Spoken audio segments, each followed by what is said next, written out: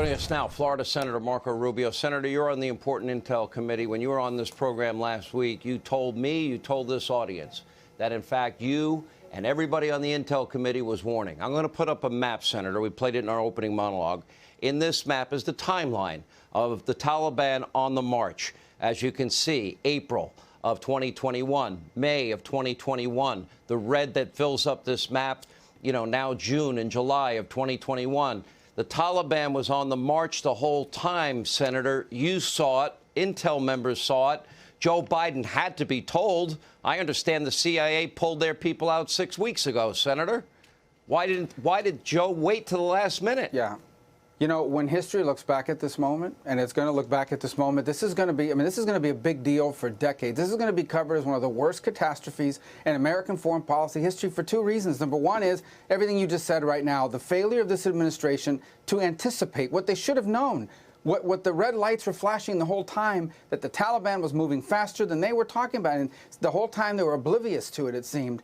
And then the botching of this evacuation, of this entire process. This is the way the process should have worked. Okay? What Joe Biden should have said is, we have these people and we have this equipment and we're going to get it out of Afghanistan and we'll leave once we have all that stuff. And anyone who gets in the way, including the Taliban, who tries to stop us, is going to be killed. You will die if you get in our way. Not August 31st, not September 1st, not August 29th, not a date. A goal. The goal is we're going to get out the Americans, we're going to get out the people that work for us, and we're not going to leave the Taliban an Air Force. We just donated an Air Force to the Taliban. Two factors. I keep showing this map with the dates of the Taliban on the march, and Joe Biden did nothing. That's point number one. Point number two is Joe Biden is abiding by the Taliban's deadline. Now, I think, like you, that the deadline ought to be when every American and every ally is out. The French, the Brits, the Dutch, they have sent their troops behind enemy lines to rescue their citizens. Why hasn't the most powerful military force on the face of the earth done the same, Senator? Because I'm looking at a countdown clock of 6 days, 18 hours, 9 minutes, and 3 seconds, and they're out. According to that's the Taliban's deadline and Joe's deadline, apparently. But that's not even the deadline. That's the deadline for the last plane to take off. The true deadline is probably Friday, Thursday, Friday, Saturday. Look, it took from April to, I believe, June or July to get 1,500 people out. Okay, August 31st is not like August 31st is the last day there'll be any American on the ground in terms of uniform. So the real deadline is actually this week. It's not the 31st. But that's when you get with a White House that's incompetent, a president who seems, quite frankly, oblivious to all of this. The lies, Senator, they stand behind that podium. You're saying Americans are going to be left behind?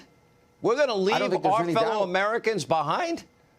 Well, I don't think there's any. Listen, they're already leaving now, okay? The troops are already being downgraded now because you can't just put 6,000 troops and everybody on one big plane. It's not Noah's Ark where you're going to put everybody on there and get them out at the one time, okay? So the true deadline's not the 31st, and they stand there every single day and they lie to people. You talk to people that are on the ground in there, that airport is chaos. Total, complete chaos.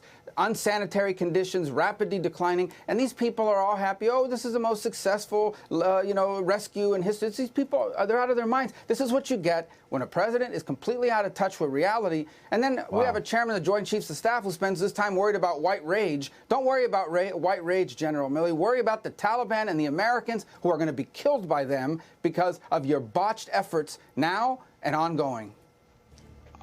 I have no words. For the first time in my life, I can't even respond to that.